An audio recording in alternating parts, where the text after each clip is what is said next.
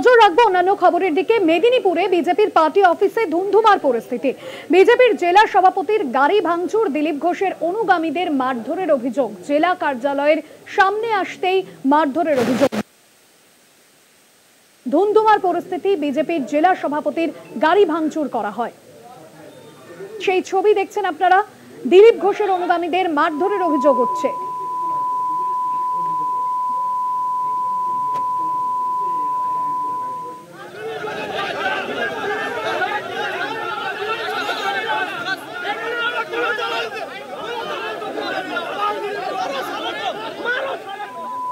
সেই ছবি আপনাদের দেখালাম। একেবারে উত্তেজনা পরিস্থিতি তৈরি হয়েছে। বিজেপি কর্মীদের বিরুদ্ধেই এই অভিযোগ উঠছে।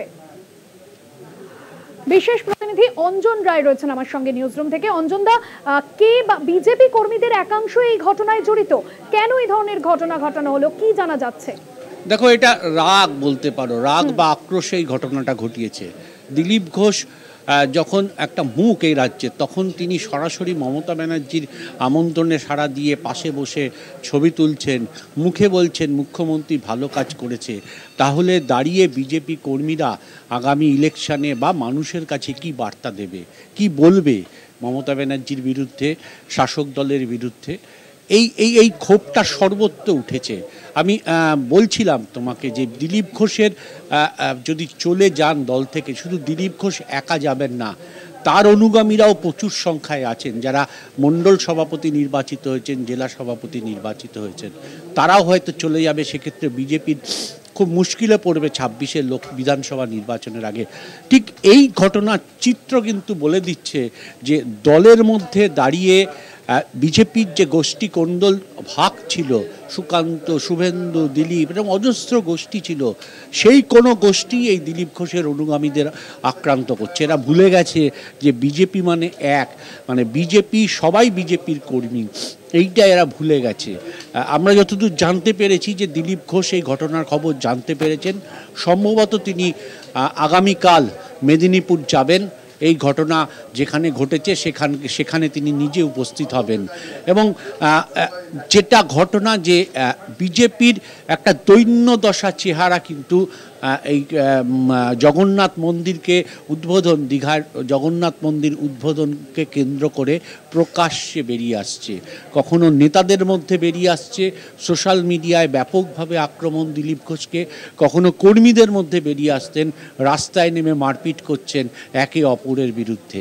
রাজ্যের বিরোধী দলের যদি এই চেহারা হয়, তাহলে নিঃসন্দেহে এটা শাসক দলের বিরাট বড় প্লাস পয়েন্ট, যে প্লাস পয়েন্টের উপর ভরসা করে আগামী 26 তারা নিশ্চিন্তে পার করে দেবে, অর্থাৎ বিপুল সংখ্যা গরিষ্ঠতা নিয়ে তারা ক্ষমতায় আসবেন।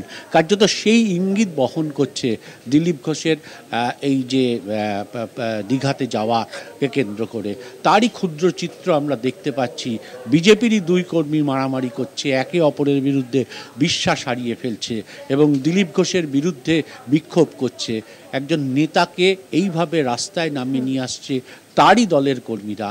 এ নিঃসন্দেহে বিজেপির কাছে একটা বড় বিপদ বলা যেতে পারে। একদমই, অর্থাৎ 26-এর বিধানসভা নির্বাচনের আগে বিজেপির মুখ দিলীপ ঘোষ, তার কর্মীরাই, অর্থাৎ দলীয় কর্মীরা এ ধরনের গন্ডগোল করছেন রাস্তার মধ্যে। দুপক্ষের মধ্যে হাতাহাতির ছবি, যাকে কেন্দ্র করে বলাই যেতে পারে যে দিলীপ ঘোষের দলীয় কর্মীরাই এ ধরনের অনুগামীদের মারধরের অভিযোগ সামনে আসছে।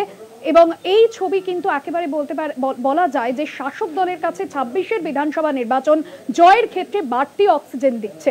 মেদিনীপুরে বিজেপির পার্টি অফিসে ধুন্ধুমার পরিস্থিতি, এই ছবি ধরা পড়লো। বিজেপির জেলা সভাপতির গাড়ি ভাঙচুর করা হয়, অর্থাৎ কোথাও গিয়ে রাগের বহিঃপ্রকাশ এই ঘটনা, এমনটাই জানা যাচ্ছে। গতকালই আমরা দেখেছিলাম দীঘার জগন্নাথ মন্দির উদ্বোধনে সস্ত্রীক দিলীপ ঘোষ সেখানে পৌঁছেছিলেন, যেখানে কাঁথিতে শুভেন্দু অধিকারীর সনাতনী সভায় যোগ না দিয়েই তিনি সরাসরি মুখ্যমন্ত্রীর আমন্ত্রণে গিয়েছিলেন দীঘাতে জগন্নাথ মন্দির উদ্বোধনে। আর তাকে কেন্দ্র করেই শুরু হয়েছে।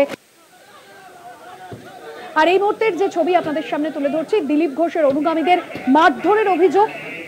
বিজেপির জেলা সভাপতির গাড়ি ভাঙচুর, বিজেপি কর্মীদের একাংশের বিরুদ্ধেই এই অভিযোগ সামনে আসছে। অর্থাৎ দলের মধ্যেই একাংশ মারামারিতে জড়িয়ে পড়ছে, গোষ্ঠীদ্বন্দ্বে জড়িয়ে পড়ছে। আর এই ছবি 26-এর বিধানসভা নির্বাচনের আগে অত্যন্ত দুশ্চিন্তার, কারণ রাজ্যের প্রধান বিরোধী দল বিজেপি তারাই যদি এভাবে নিজেদের দলীয় কর্মীরা নিজেদের মধ্যে দ্বন্দ্বে মারামারিতে জড়িয়ে পড়ে, সেক্ষেত্রে শাসক দলের কাছেই বাড়তি অক্সিজেন দেবে 26-এর নির্বাচনের আগে।